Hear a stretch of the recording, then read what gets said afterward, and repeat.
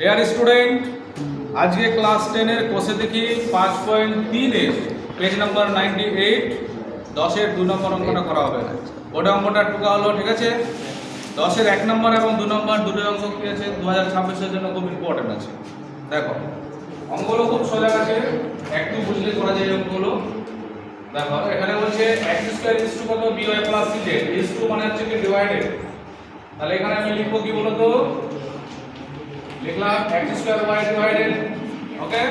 এবার এখানে কি হলো, তাহলে by প্লাস কি হলো cz। এবার এখানে দেখো কি আছে, এখানে সমান চিহ্ন দেওয়া আছে, এটা সমান চিহ্ন লিখলাম, সমান চিহ্ন। দেখো এবার y square y is to মানে কি বললাম ডিভাইডেড, তাহলে এখানে কি হলো z plus ax, z plus ax।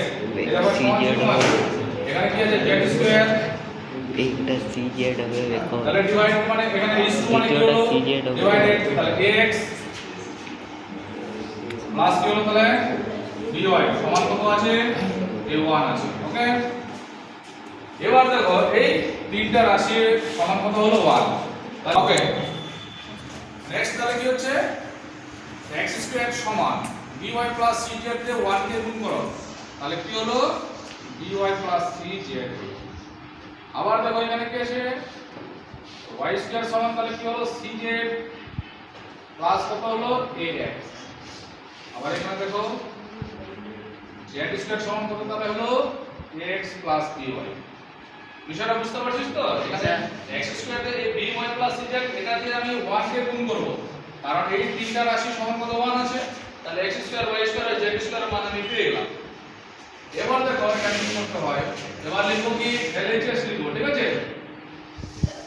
চলে আসে LHS, LHS লেখার পরে কি করতে হবে, বাম পক্ষ কি আছে এই অংশটা আছে, বাম পক্ষ এই অংশটা আছে, তাহলে এখানে আমি লিখলাম a বাই কত হলো, তাহলে a প্লাস x প্লাস কি আছে b by b plus y plus c by কি হলো তাহলে c প্লাস j।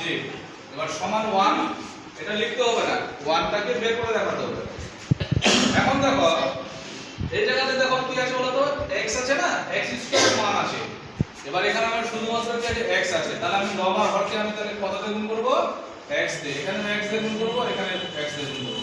এবার এখানে কি আছে b আছে না, এবার এটা কি আছে y আছে না, y স্কয়ার যেহেতু আছে এখানে y দিয়ে গুণ করব, এটা আবার y দিয়ে গুণ করব। এটাকে কত দিয়ে গুণ করব, z দিয়ে গুণ করব, আর এটাকে কত দিয়ে গুণ করব, z দিয়ে গুণ করব। বুঝতে পারছিস? আমি এটাকে এদিকেও লিখতে পারি, কোনো অসুবিধা নেই, ওকে। এবার দেখো নেক্সট কি আসছে, a আর x এর যদি গুণ করি তাহলে কি হলো ax। এবার এই জায়গাতে দেখো তাহলে এখানে কি হলো ax প্লাস কি হলো তাহলে x স্কয়ার প্লাস by, তাহলে এখানে কি হলো by প্লাস y কি হলো y স্কয়ার cz y কি হলো তাহলে c প্লাস z কি হলো কি হলো z স্কয়ার আর cz, ঠিক আছে। তারপর zc একই জিনিস, ঠিক আছে। z কত দিলাম, তাহলে zc হয়ে গেল, আর z এর কি হলো z স্কয়ার, মানে cz ও লেখা যায়, ক্লিয়ার। নেক্সট লাইনে দেখো এবার কি হচ্ছে ax টা বসে গেল। এবার এখানে দেখো ax প্লাস, এবার x স্কয়ার আছে তো মান বসাতে হবে by প্লাস cz, তাহলে এখানে হলো by প্লাস হলো কি cz প্লাস। এবার দেখো এখানে কি আছে by বাই, এবার y স্কয়ার এর মান কত দেওয়া আছে, দেখো y স্কয়ার মানে cz প্লাস ax, তাহলে এখানে লিখতে হবে cz প্লাস ax প্লাস। এবার দেখো এখানে cz থেকে গেল, নিচে কি হলো zc প্লাস। এবার z স্কয়ার এর মান কি আছে, z স্কয়ার এর মান দেখো তোমরা এখানে ax plus by, ax plus তাহলে কি আছে by আছে, ঠিক আছে। এবার দেখো এখানে সব ক্ষেত্রে দেখো কি আছে ax plus by plus cz, ax plus by plus cz, ax plus by plus cz সব ক্ষেত্রে আছে। তাহলে লসাগু তাহলে কি হবে, এই তিনটার মধ্যে কি হবে একটা লসাগু হবে, এদিকে লিখি, হ্যাঁ। তাহলে লসাগু ax plus by plus cz,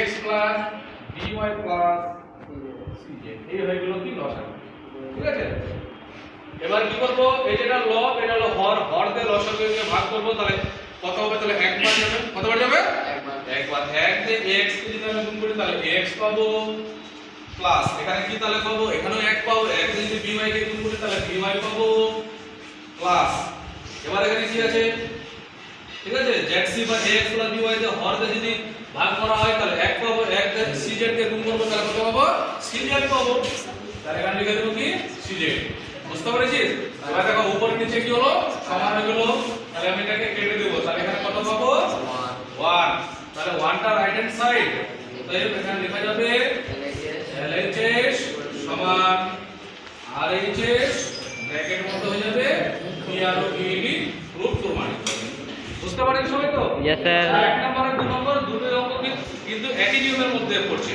okay Okay. ঠিক আছে